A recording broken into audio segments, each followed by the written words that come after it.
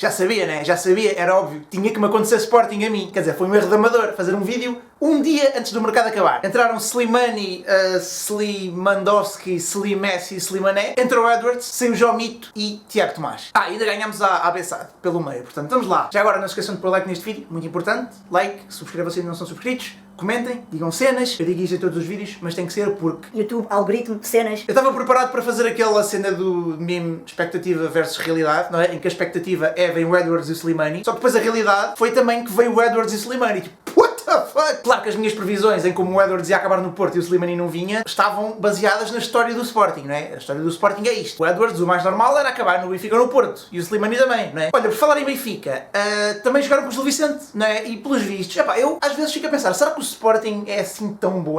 Pelos vistos ganhar ao Benfica não é assim nada especial, estão a ver? Não parece assim tão difícil. E o Benfica vai acabar!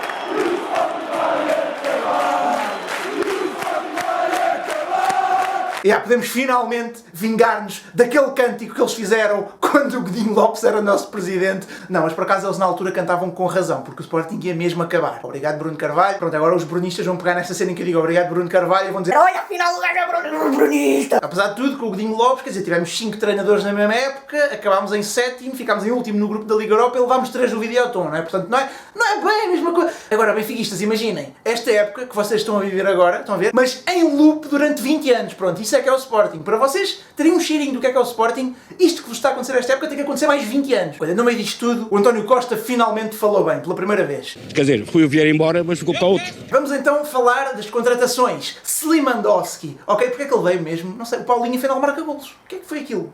Ou se calhar a ideia do Amorim foi mesmo essa, trazer concorrência para o Paulinho jogar mais...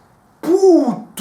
Sempre 3 passos à frente. Acho que falei do Slimani um bocado no mercado de verão passado. Esta vez falei outra vez a dizer que achava que estava um bocado fora do nosso padrão normal de contratações, por isso é que eu não acreditava tanto que ele viesse. Mas como eu disse, vindo, eu confio no Amorim. Neste momento, se o Amorim me pedir a minha chave da carteira de Bitcoin porque eu fui o visitante de 100 milhões do Google e ele tem um prémio para mim, eu dou-lhe. Mas o Slimani não é... assim, a última época que ele fez no Sporting foi a 15-16, né? E marcou 31 golos. E desde essa época, desde 2016 até hoje, eu acho que ele nem sequer chegou aos 31 golos tudo somado. Então, portanto, ele não é aquela máquina goleadora, mas acredito que tenha evoluído. O Amorim agora até disse que ele está melhor na ligação, melhor do que ele pensava até. Portanto, eu acredito que o Slimani é um jogador completamente diferente. Aliás, ele só no período em que esteve no Sporting, entre 2013 e 2016, ele teve uma evolução enorme.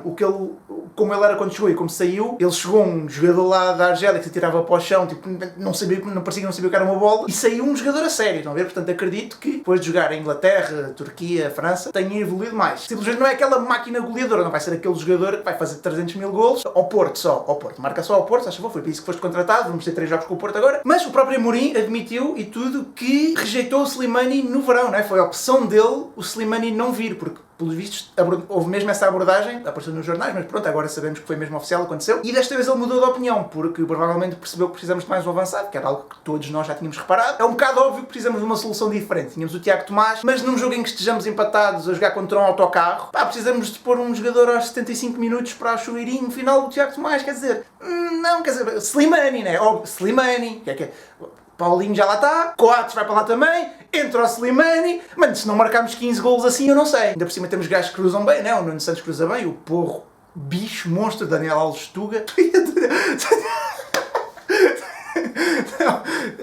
Eu estava a pensar com o Ferreira português agora, porque é que eu disse isto? O Sarabia também não é bem um jogador de ir à linha cruzar, mas o Edwards, vamos ver como é que se vai adaptar, já vamos falar do Edwards. Agora, o Slimani é um jogador excessivamente caro para alguém que vem só para sair do banco? Depende, só o rendimento dele é que vai dizer, né? Se chegarmos ao fim da época ele fizer 575 minutos e marcar 2 golos, se calhar foi. No entanto, ele veio a custo zero, né? Isto não é empréstimo, portanto ele veio a custo zero. Corrijam-me se estiver errado, mas eu acho que ele foi mesmo contratado. Reduziu o salário, né? Vai reduzir o salário bastante, mas mesmo que ganhe um bocadinho acima, por vir a custo zero, compensa. Estão a perceber? 1 ano e meio. Se a direção e o Amorim acharam que fazia sentido, quem sou eu, não é? Quem sou eu? E lá está, se ele vier e der títulos, ajudar a conquistar títulos, marcar golos importantes, não interessa quanto pagámos por ele, porque é mais importante o sucesso desportivo do que o sucesso financeiro e eventualmente uma coisa liga à outra, né? Os jogadores valorizam mais, podem fazer vendas melhores, etc. Já agora só para corrigir, por acaso no vídeo anterior eu disse uma coisa errada, eu estava a falar de jogadores que vieram velhos. Para mim um jogador velho agora é 30 anos, tipo eu fiz 30 anos agora, velho. Pá, tipo, eu já não posso com as costas, e não estou a brincar por acaso. Não, mas eu tinha dito que o Fedal tinha vindo com 29 anos, acho que veio com 30 e o Paulinho é que veio com 29 ou com 28. Portanto o Paulinho mesmo assim não era tão velho como eu pensava, eu tinha dito que ele tinha vindo com 30, ele na verdade acho que tem 29 agora. Portanto, o Slimani, pronto, mais uma vez prova o tal argumento de estar um bocado fora do nosso padrão, porque já tem 33, acho eu, vai acabar a época com 34, portanto, mesmo quando contratamos velhos, não são assim tão velhos. Mas pronto, volto a dizer, confio no Amorim, sou Amorim, confio no Slimani, quem sou eu, quem somos nós, né? Em relação ao Edwards, veio substituir o João Mito. O João Mito, vocês que me seguem no Twitter sabem que eu embirro um bocado com ele. Ele é o João Mito no FIFA, né? Na realidade é só o Jovem. Marca gols importantes, é verdade. Às vezes muda um jogo, mas se calhar 75, 80% das vezes isso não acontece. Se vocês tirarem esse sumo dos golos que ele marca, ele não acrescenta assim tanto, principalmente se for titular. Agora, não digo que não seja um jogador útil, mas se calhar entre ter Jovem ou ter Edwards, não sei, vamos ver como é que se vai adaptar o Edwards. O Jovem também vai por empréstimo, acho que tem uma cláusula de 8 milhões, não sei se é obrigatória ou se é conforme objetivos. Se for vendido por 8 milhões, não digo que seja mal vendido nesta fase, simplesmente se calhar perdemos uma oportunidade de o ter vendido por mais há mais tempo, estão a perceber? Mas o Edwards vem claramente para substituir o Jovem, para ser um jogador mais de entrar na segunda parte, porque o 11 titular está mais ou menos fechado, e nem sempre é fácil os jogadores de clubes mais pequenos, ou mesmo quando é neste caso Vitória ou mesmo Braga, nem sempre é fácil assumirem-se nos grandes, mas por outro lado com o Amorim este perfil de contratações tem sempre dado resultado. Por exemplo, tivemos Nuno Santos, tivemos o Pedro Mitalves, o próprio Palhinha, né? Que não era opção no Sporting, no Braga evoluiu imenso com o Amorim e agora com o Amorim está um monstro, o Gart, Paulinho também, o próprio Tabata, o Mateus Reis, meu Deus, o que é que se passa com o Mateus Reis? Era um jogador que estava prestes a ser o primeiro flop da era Amorim, né? Desde que o Amorim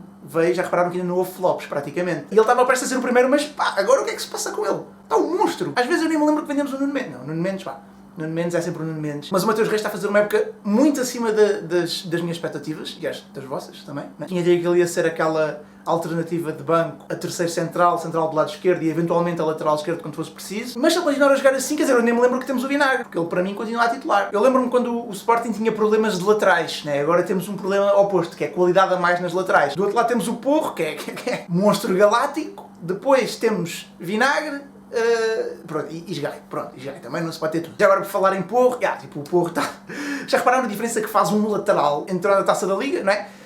Faz aquele passe mítico para o Sarabia, joga a titular com o Bessade, faz um golo incrível, depois faz uma assistência incrível, quer dizer, em menos de 90 minutos faz isto, responsável por 3 golos só. Eu acho que nós todos temos aquela sensaçãozinha que se o Porro tivesse jogado contra o Santa Clara e contra o Braga, tínhamos ganho esses jogos, né? Eu tenho essa sensação, mas pronto, não vou pensar nisso para não ficar triste. E pronto, e de resto o Sarabia também fez mais uma vez um grande jogo contra o Bessade, no Jamor. Eu sinto que o Sarabia é tão bom, quer dizer, eu nem estou digno de o ver jogar, percebe? Isto até é estranho ver um jogador tão bom no Sporting. Eu sei que ele está só emprestado, nós todos queremos que ele fique. Duvido, por causa do salário especialmente, ele ganha mais do que o dobro dos nossos mais bem pagos. E repararam que a certa altura, na última jornada, sai o Sarabia e o Porro, né, que tinha jogado a titular nesse jogo, e entra o Gonçalo Esteves e o Edwards. Saem 2 jogadores bons e entram 2 jogadores bons também. Portanto, pela primeira vez eu sinto que temos um plantel que está a ter upgrades que fazem sentido a todos os mercados de transferências. Estamos a conseguir ter um misto de juventude, /potencial, /experiência. Todas as posições têm pelo menos 2 jogadores para cada. E por cima disso ainda estamos a conseguir fazer bom dinheiro em vendas, não é? Porque, reparem, apesar de tudo, as nossas 2 maiores vendas da história foi o Bruno Fernandes e o Nuno Mendes, não é? Portanto, sinto que o nosso projeto está a fazer sentido com o Amorim, não é? Pronto, o que é que vai acontecer depois do Amorim? Isso é outra história. Por agora, eu por acaso estou mesmo a sentir que, pelo menos no futebol profissional, não é? Que é disso que estamos a falar, estamos a ir no rumo certo, quer desportiva, quer financeiramente, mesmo nos escalões de formação, desde base, temos muitos jovens a jogar acima do escalão da sua idade, temos muitos júniores no sub-23, muitos jogadores que deviam estar no sub-23 e já treinam com a equipa principal, júniores até, e estão a ter minutos. Estamos até a fazer boas contratações em termos de formação, por exemplo, ainda agora dei o exemplo do Gonçalo Esteves, para mim já é a melhor opção que os Gai, e acho que a médio e longo prazo o projeto do Sporting está com um rumo bem definido, estão a perceber? Acho que não me lembro disso acontecer de uma forma tão clara desde que vejo futebol. Com o Bruno Carvalho foi mais uma espécie de fazer o clube não falir, né? Como eu já disse há bocado, e fazer o clube renascer, digamos assim, em termos de futebol e modalidades. Conseguiu. Em termos de assistências não conseguiu logo em termos de militância, mas depois há uma diferença que é quando temos Marco Silva, estamos a ter médias de assistências de 25 mil para 30 mil, e é quando entra o Jorge Jesus, passamos a ter médias de assistências de 40 mil para cima, portanto é esse o clique que faz o Sporting praticamente realmente acordar. Só que depois o problema do Jorge Jesus é que hipotecou de certa forma o projeto, porque depois o Jorge Jesus passou a ser o gajo que decidia tudo, portanto o projeto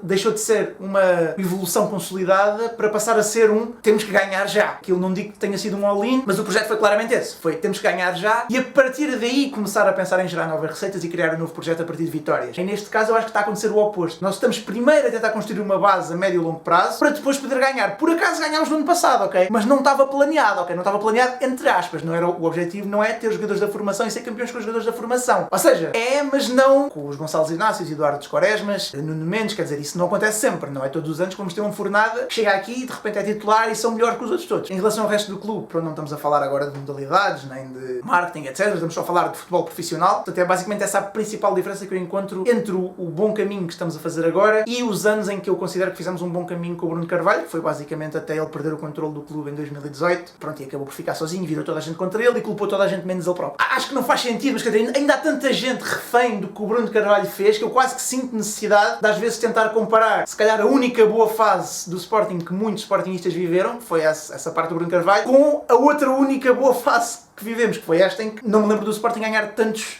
títulos, tantos troféus e de ser uma equipa tão sólida durante tanto tempo consecutivo. Mas pronto, voltando atrás, tudo isto para dizer, acho que os mercados de transferências têm melhorado imenso, era esse o ponto principal do vídeo, falar do mercado do último dia, que foi basicamente onde aconteceu tudo. Acho que o Varandas e a estrutura, o Viana, etc, estão a aprender com o tempo, não é? Porque reparem o que é que aconteceu nos primeiros dois mercados, Zezés, Bola Aziz, Dumbiás, e o que está a acontecer agora, em que eu volto a dizer, praticamente não há flops, um trabalho coerente entre o que o treinador precisa e o que o scouting vai arranjar, e eu sei que muitas das contratações, calhar, são pedidos do Amorim. Claramente os jogadores que vieram do Braga, obviamente são. Alguns dos jogadores do nosso campeonato também. Mas, por exemplo, jogadores como Fedal, Porro, não acredito que tenha sido o Amorim que andou a fazer scouting em clubes da segunda Liga Espanhola, né? Há um trabalho de scouting bem feito também. Pessoas que vêm aqui dizer que é só o Amorim que faz tudo. Não é bem assim. Ok, não é bem assim. Reconheçam um bocadinho de mérito à direção também. Pronto, só um bocadinho. Eu sei que às vezes custa. Eu próprio também gozei muito com o Varandas no passado. Mas, temos que assumir. Quando as coisas são bem feitas, é só dar o mérito. Pronto. Volto a dizer, o pós-Amorim vai ser outra situação, não é? Vai ser, se calhar, o primeiro grande teste do Varandas, mostrar que o treinador era uma peça da estrutura e não a base da estrutura, digamos assim. E daqui para a frente, o que é que vai acontecer? Vamos ter agora uma sequência um bocado lixada, né? Que vamos jogar Porto para o campeonato, depois primeira mão do City, depois temos a primeira mão da taça com o Porto, depois temos a segunda mão do City e depois temos a segunda mão da taça do Mano, eu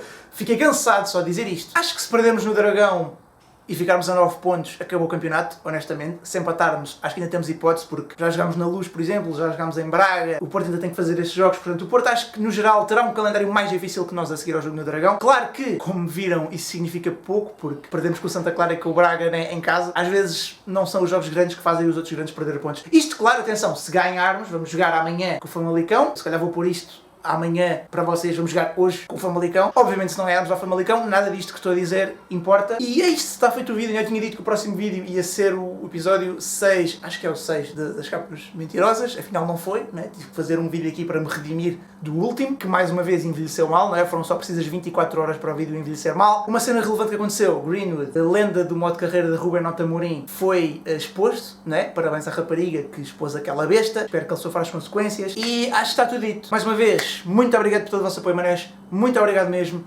Até à próxima. Fiquem bem. E que manés esteja convosco. Tchau.